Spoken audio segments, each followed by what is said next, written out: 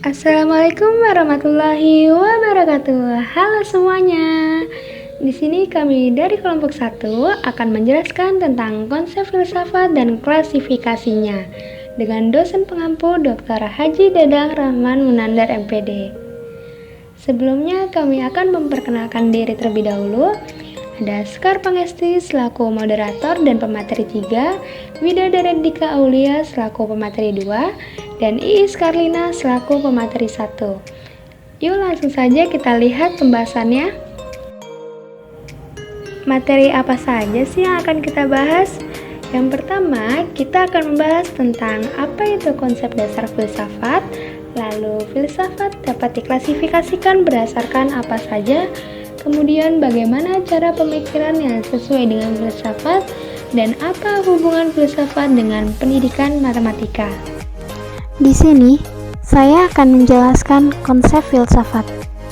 Sebelumnya, apa itu filsafat?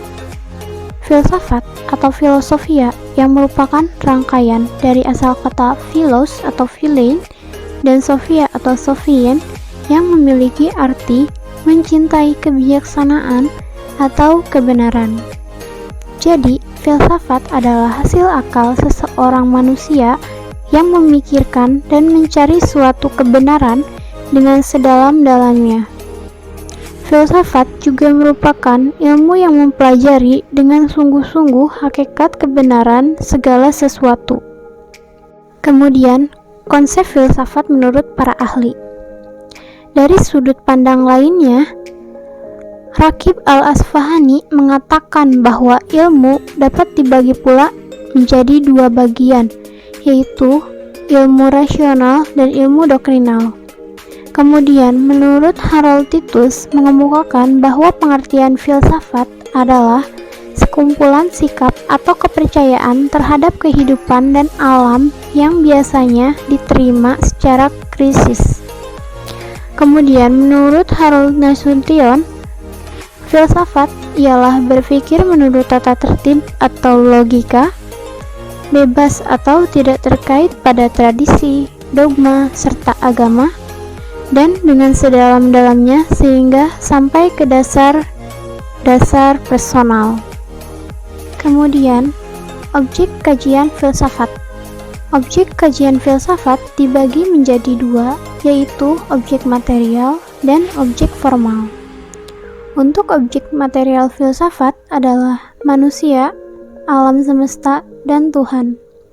Pembahasan filsafat selama ini lebih banyak membahas tentang manusia, dilihat dari berbagai dimensinya.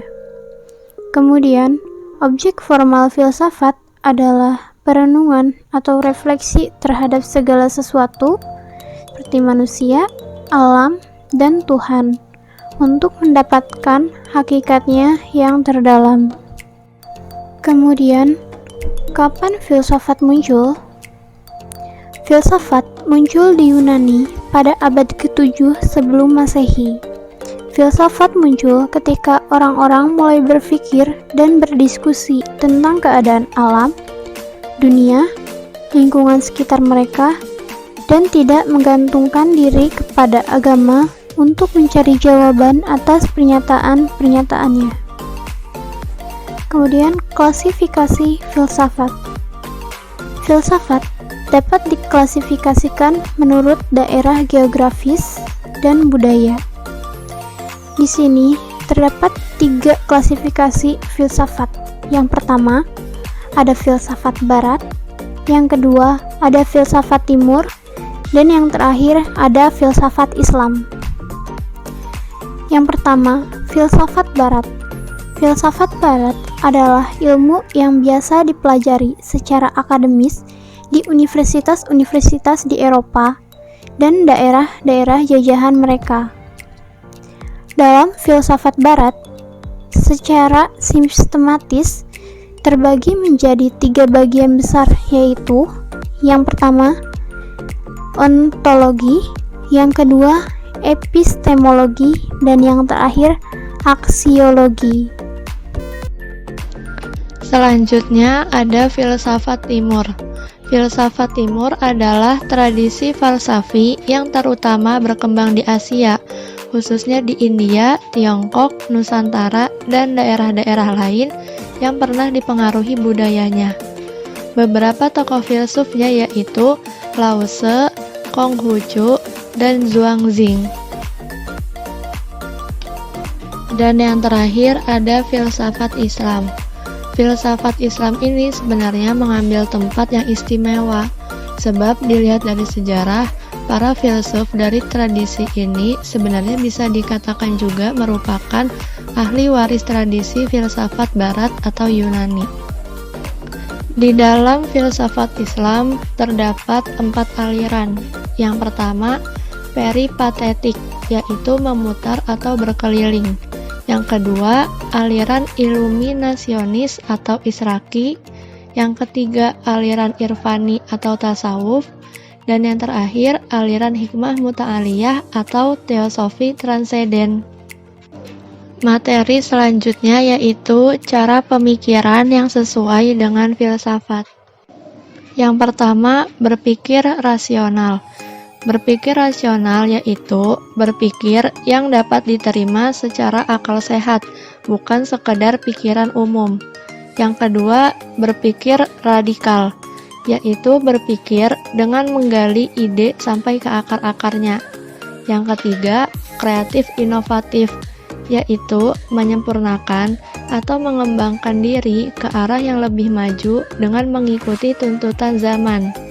Yang keempat, berpikir sistematis dan analitis, selalu menggolongkan makna terdalam dari pikiran melalui sistem penalaran yang tepat dan benar. Yang kelima, berpikir universal, yaitu berpikir secara luas dan tidak terbatas. Selanjutnya, berpikir abstrak, yaitu berpikir pada tataran ide, konsep, atau gagasan. Lalu ada berpikir spekulatif, yaitu tidak sekedar dalam hal sempit, tetapi harus mengembangkan secara luas.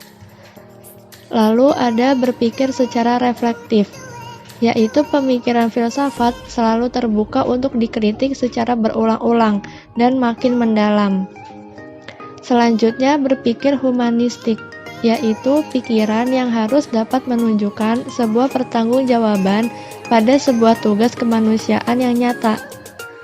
Lalu berpikir kontekstual, yaitu pemikiran filsafat selalu bertumbuh dan berkembang dalam konteks hidup manusia secara nyata. Dan yang terakhir, berpikir kontemplatif, yaitu setiap filsuf mampu menasehati diri dengan kerendahan hati, kesabaran, dan kesetiaan. Selanjutnya, saya akan menjelaskan tentang hubungan filsafat dengan pendidikan matematika.